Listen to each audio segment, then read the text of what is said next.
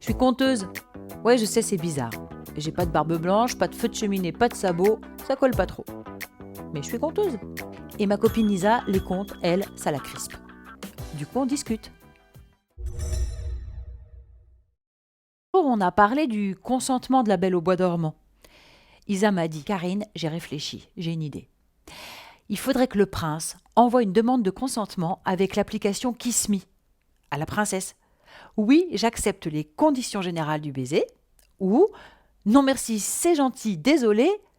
Bon courage. Enfin, Isa, la Belle au bois dormant, c'est pas ta voisine de palier. C'est un conte, c'est de la poésie, faut pas les prendre au premier degré. Ah ouais. Alors tu vas me dire que le baiser, c'est pas un vrai baiser. Ben non. Et la princesse non plus, c'est pas une vraie princesse, ni le château, un palais du Moyen-Âge.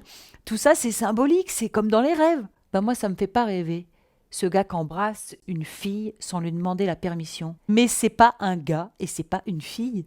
C'est une princesse maudite et bénie au jour de sa naissance par des fées. On est loin là, non? Une nuit, elle quitte le palais de ses parents, pénètre dans une forêt interdite, arrive dans un royaume inconnu, entre dans un palais, se pique le doigt, saigne et tombe dans un profond sommeil.